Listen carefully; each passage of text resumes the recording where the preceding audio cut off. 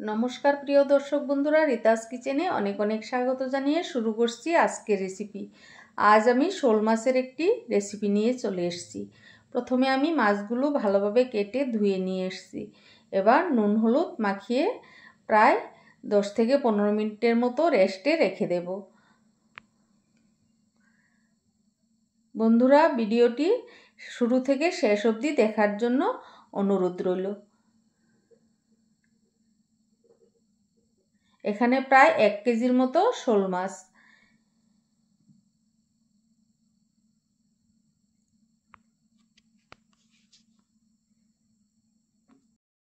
আজ আমার রান্নায় যেগুলো উপকরণ থাকছে দেখিয়ে নিচ্ছি। তেজপাতা, শুকনো লঙ্কা, গোটা জিরে নিয়েছি, ডালের বড়ি নিয়েছি, শুকনো লঙ্কার গুঁড়ো, হলুদ গুঁড়ো নিয়েছি, কাঁচা লঙ্কা বাটা নিয়েছি, জিরে বাটা, এখানে আদা, কাঁচা লঙ্কা বাটা, নুন, ফুলকপি ভাপিয়ে নিয়েছি, আলু টুকরো করে কেটে নিয়েছি।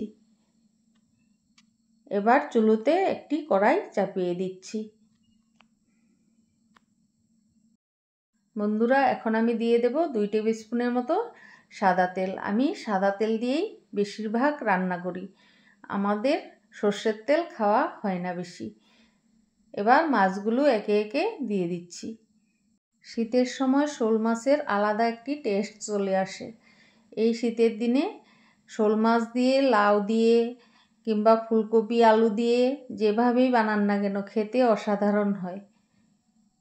এবার মাছগুলো একটি পিঠ ভাজা হয়ে গেছে, এবার অপর পিঠটিও উল্টে পাল্টে ভেজে নিচ্ছি।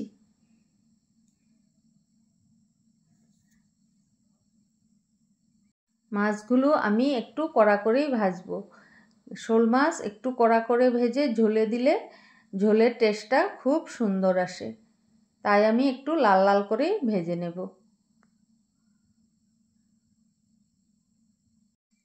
মাছগুলো ভাজা হয়েই এসছে, এবার আমি নামিয়ে নিচ্ছি। দেখতেই পাচ্ছেন মাছগুলো লাল লাল হয়ে গেছে। এবার একটি পাত্রে নামিয়ে নিচ্ছি। তারপর আরও মাছ আছে, ওগুলো আমি এভাবেই ভেজে নেব।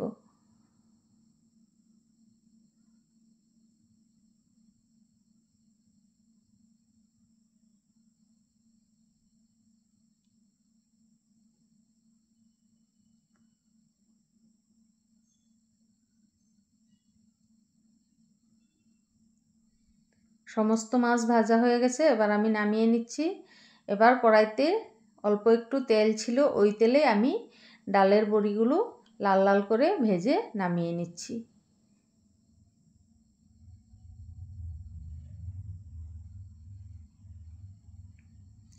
এবার কড়াইতে আরও 1 টেবিল স্পুন তেল দিয়ে দিলাম। দিয়ে দিচ্ছি আগের থেকে টুকরো করা আলুগুলো, দিয়ে দিচ্ছি 1/2 টিস্পুন নুন, 1/2 টিস্পুন হলুদ গুঁড়ো। এবার একটু নেড়ে চেড়ে নেব। এবারে দিয়ে দিচ্ছি আগের থেকে ভাপিয়ে রাখা ফুলকপিগুলো। আমি ঢেকে ঢেকেই আলু ফুলকপিগুলো ভেজে নেব যাতে একদম তুলতুলে হয়। এবার ঢাকনা খুলে একটু নাড়িয়ে চাড়িয়ে দিচ্ছি যাতে আলুগুলো নিচে লেগে না যায়।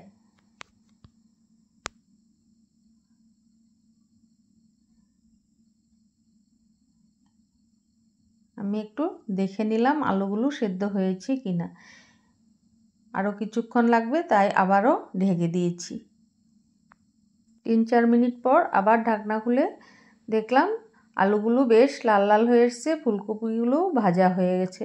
এবার একটু নেড়ে চেড়ে আমি একটি পাত্রে ঢেলে নেব।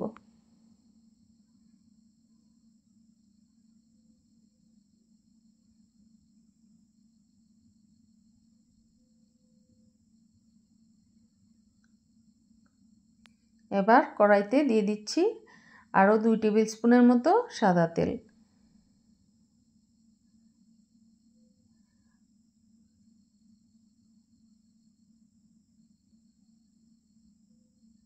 বন্ধুরা, এভাবে আপনারাও বাড়িতে বানিয়ে দেখবেন, খেতে দুর্দান্ত হবে একদম। ঠান্ডা দিনে গরম ভাতের সাথে এই ধরনের রেসিপি একদম জমে যাবে।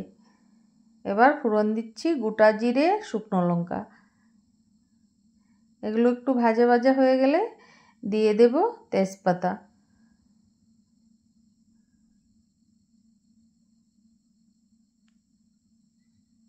এবার একটু নেড়ে চেড়ে নিচ্ছি।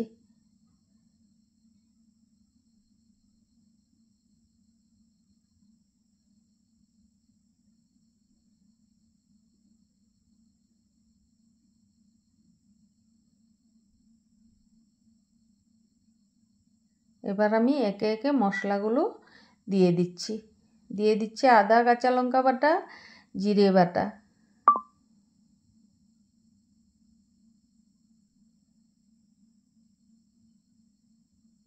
এবার দিয়ে দিচ্ছি শুকনো লঙ্কার গুঁড়ো, হলুদ গুঁড়ো,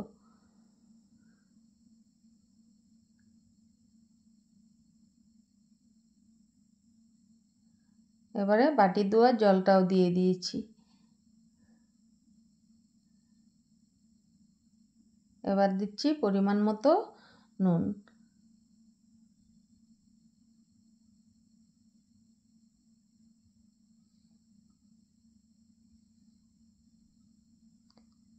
এবার একটু নেড়ে চেড়ে মশলাটাকে ভালোভাবে কষিয়ে নেব।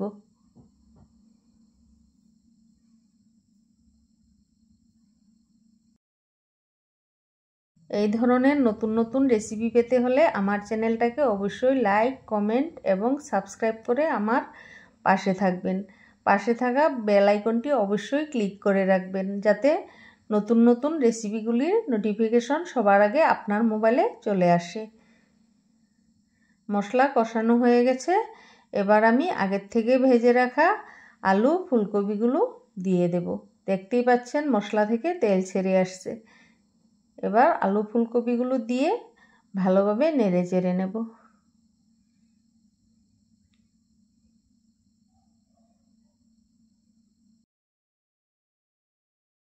মশলার সাথে আলু ফুলকপিগুলো ভালোভাবে মিলিয়ে নিচ্ছি।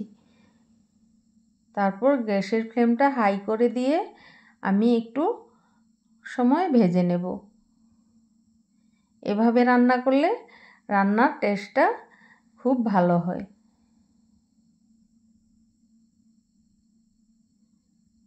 দেখতেই পাচ্ছেন সুন্দরভাবে কষানো হয়ে গেছে। এবার আমি পরিমাণ মতো জল দিয়ে দেব।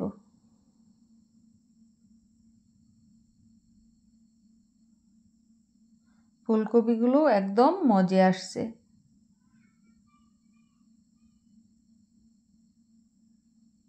আলুগুলো প্রায় 80% মতো সেদ্ধ হয়ে গেছে। এবার দিয়ে দিচ্ছি পরিমাণ মতো জল। এবার ঝোলটাকে 8 থেকে 10 মিনিটের মতো হাই ফ্লেমে ফুটিয়ে নিচ্ছি। আপনারা দেখতেই পাচ্ছেন ঝোলটা টকবক করে ফুটে উঠেছে। এবার আমি আগের থেকে ভেজে রাখা মাছগুলো একে একে দিয়ে তারপর ডালের বড়িটাও দিয়ে দিলাম। তারপর 5-7 মিনিটের মতো আরও ফুটিয়ে নেব। বন্ধুরা দেখতেই পাচ্ছেন ঝোলটা দেখতে কত লোভনীয় হয়েছে, খেতেও তেমনি টেস্টি হয়েছিল।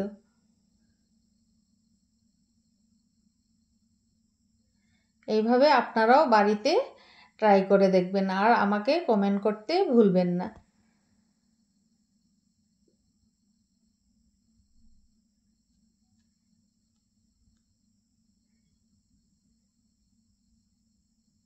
এবার আমি দিয়ে দিচ্ছি 3-4টের মতো এলাচ বাটা।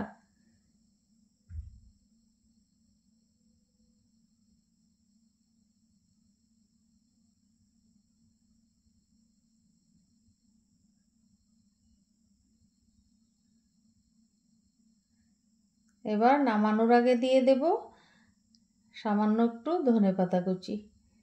শীতের দিনে যে কোনো তরকারিতে ধনেপাতা না দিলে মনে হয় রান্নাটাই অসম্পূর্ণ রয়ে গেছে। বন্ধুরা আমার রান্নাটা কমপ্লিট হয়ে গেছে। এবার আমি গরম গরম সার্ভ করে নেব। আজকের রেসিপি শোল আলু এবং ফুলকপি দিয়ে রসা। ফিরে আসবো নতুন একটি রেসিপির সাথে। আপনারা সবাই ভালো থাকবেন, সুস্থ থাকবেন। ধন্যবাদ।